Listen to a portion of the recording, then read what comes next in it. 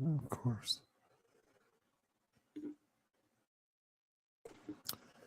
Hey, good evening, everybody. This is your boy Jay Zilla. You don't see me right now because I'm looking kind of raggedy. I'm in some kind of weird space.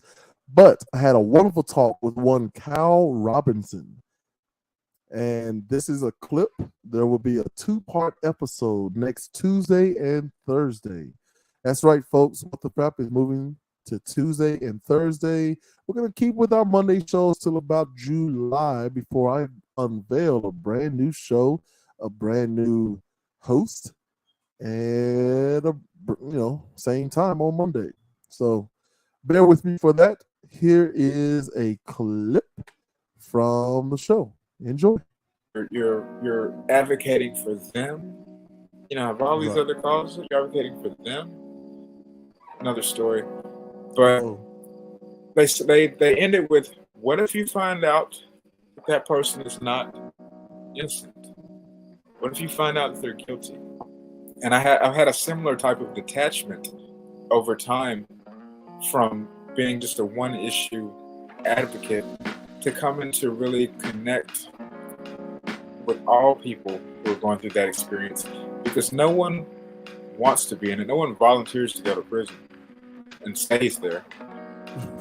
But I'm sure you can find one person.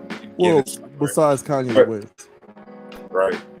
But nobody. It's easy to forget the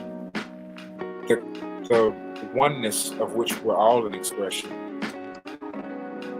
And I think that actually supersedes the individual actions or the merit of someone's guilt or innocence.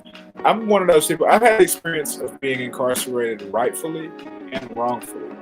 So I understand both, and I know that sympathy on one side is way more attractive. But it just takes me back to the principle that punishment should not be infinite. Human beings make mistakes, and nobody should be reduced to just their worst day on earth, their worst day. I love that. I want you to say it again, but you're basically saying no one, like, prison should be permanent, right? Like, right, especially like capital punishment, right? That's so final.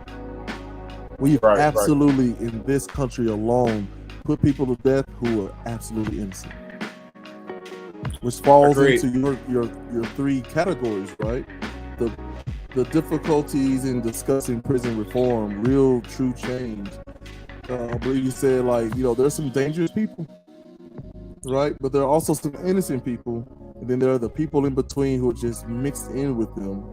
Because what else are we gonna do? And the innocent people, it takes decades to get out. You miss your child's entire child and adolescent life. Brothers getting out of here. Larry Smith in Michigan, Marvin Cotton Jr., who just got released. There's another brother got released today or two yesterday, within the last 48 hours. You can let somebody out.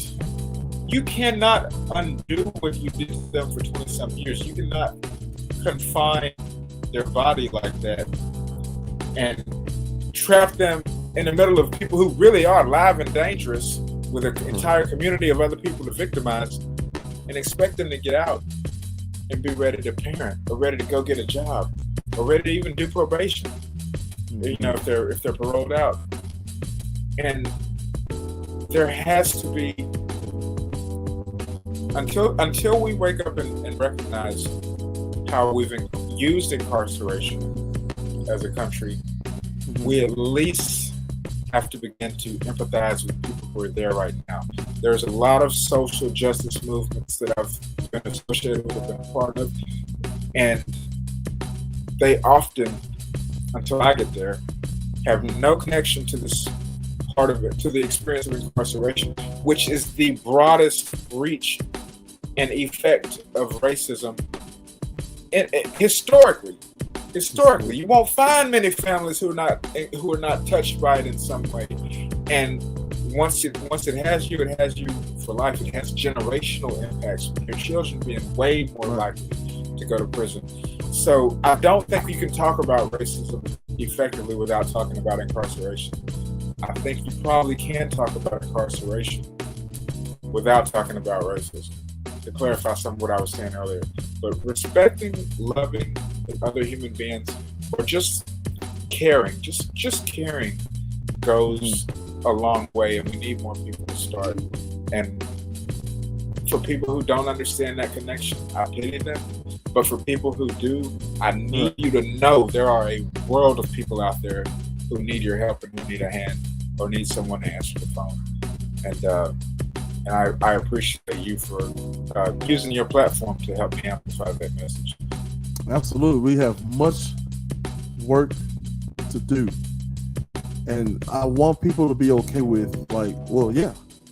You know, I love the idea of JFK in his inaugural, I should probably know how to say that word, inaugural address, right? Where he's saying, ask not what your country can do for you, ask what you can do for your country. And then Obama echoes that when he says, we have a lot of work to do. This isn't going to get better because I'm the president.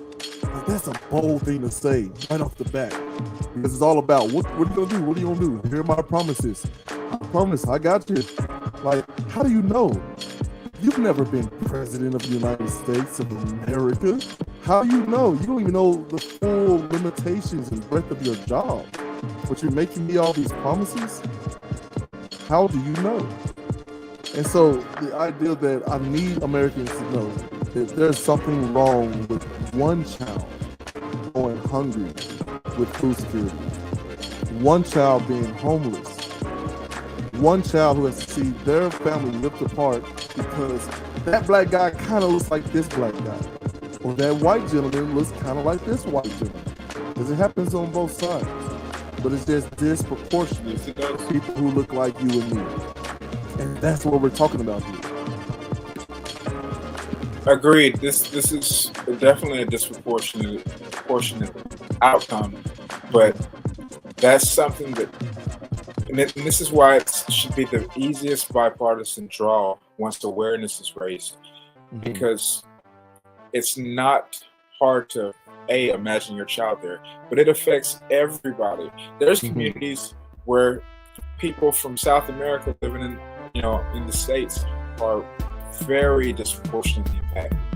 And it seems like that's the whole prison. There's prisons where you won't find white people at unless they're in uniform working there. And then you got some where they run the yard. So this system of incarceration that we've built, when they say F the police, they don't say F the police in such and such county. It's because our practices are so recognized, so uniform across the board, that you understand how policing works over here because you've experienced it over here, and someone over there can validate that for you. And all of a sudden, eventually, one day we come and say, you know what, they got us. It's non-partisan. Right. Everybody has a stake in this issue.